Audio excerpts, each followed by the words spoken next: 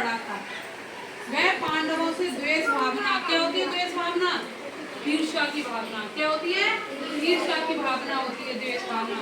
तो ये जो दुर्योधन था ना, ये अपने भाइयों से क्या करता था? जलता था। जैसे अपन नहीं होते चाचा के बेटे से या काका के बेटे कि कितना पढ़ रहा है, ये तो ऐसा ही तो उया उदम कर रहा है, अपन कहते हैं ना, नॉर्मली अपन लोग भी कहते हैं ना। तब यही बात इसके अंतिम इसमें पहले भी ऐसे ही था, अभी भी ऐसे ही है। उनके पुत्रों को कौरव कहते हैं। दुर्योधन सबसे बड़ा था, द्वेष रखता था।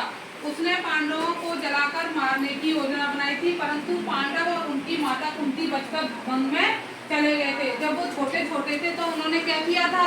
क्या किया था दुर्योधन ने? उनको छोटे छोटों को पूरे परिवार को जलाने की उन्होंने क्या बनाई थी? योजना बनाई थी। कहानी सुन लो, क्या बनाई थी? योजना बनाई थी। क्या करने की? जलाने की। कि इनको मैं मार दूंगा तो मेरा क्या हो जाएगा? यहाँ वर्चस्व हो जाएगा, मतलब मेरा अधिकार हो जाएगा इस पूरे राज्य में। लेकिन क्या हुआ? एंड टाइम पे वो कुंती जो थी वो अपने बच्चों को लेके कहाँ चले गई? जंगल में चले गई, और वो सारे भाई बच गए। वन में घूमते घूमते पांडव एक गांव में पहुंचे। पढ़ो आगे। वहाँ वह एक गरीब ब्राह्मण, किसके ठहरे थे? वो एक गरीब ब्राह्मण के घर ठहरे थे। गांव के पास ही एक घना जंगल था। उस जंगल में एक राक्षस रहता था। गांव के लोग उसके लिए ढेर सारा भोजन बनाते और गाड़ी भर के जंगल में ले जाते थे। मतलब ये बता रहे हैं, जब वो लोग कुंती अपने बच्चों को ले गई थी तो उसमें सबसे बलवान कौन था? कौन था? भीम था। अब उसमें ये आया कि उस गांव में कोई राक्षस रहता है। अब वो राक्षस क्या करता है?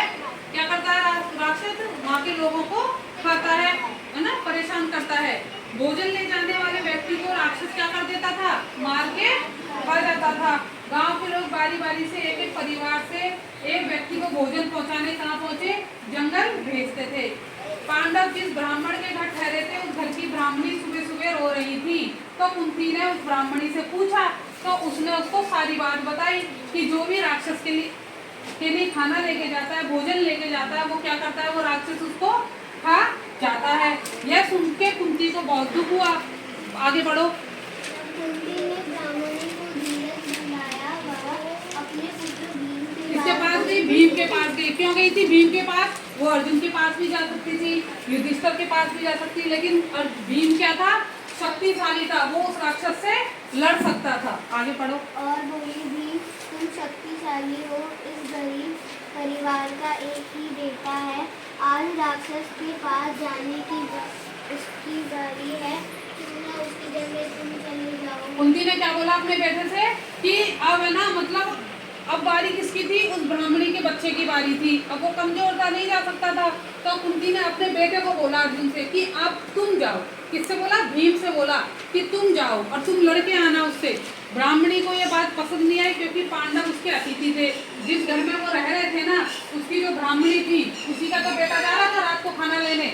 उसको ये बात इसलिए पसंद नहीं आई कि भाई तुम तो मेरे अतिथि हो, मैं तुम्हें कैसे भेज सकती हूँ। अपने बेटे की जान बचाने के लिए वह पराये बेटे को कैसे भेज देगी। आगे बढ़ो। लेकिन कुंती ने उसे विश्वास दिलाया कि भीम बहुत बलवान है, वह राक्षस को जरूर मार डालेगा। अंत में सब लोग भीम को राक्षस के पास भेजने के लिए राजी हो गए। ढेर सारा भोजन गाड़ी में लादकर भीम राक्षस के पास पहुंचा। उसने भोजन सामग्री गाड़ी से उतारी और जमीन पर रख दी। फिर आराम से बैठकर स्वयं मतलब खुद ही खाने लग गया। क्या भीम ने क्या किया? मतलब भीम को कुंती ने क्या किया? भेज दिया बहुत सारा भोजन लेके। अब क्या किया भीम ने? भोजन भी वही रख लिया और खुद ही खाने लग गया उसको। तो राक्षस ने देखा तो गुस्सा आ गई राक्षस को। फिर क्या हुआ उसके आगे बताओ। यह देखकर राक्षस को क्रोध आ गया। उसने तिल मिलाकर पूछा। तिल मिलाना क्या होता है? क्रोध आना है, क्रोध आना, क्रोध आना, वो तिल आना। तिल मिलाकर पूछा, यह क्या कर रहे हो? भीम ने कहा, दिखता नहीं, लड्डू खा रहा हूँ। क्या बोला भीम ने? दिखता नहीं, मैं लड्डू खा रहा हूँ।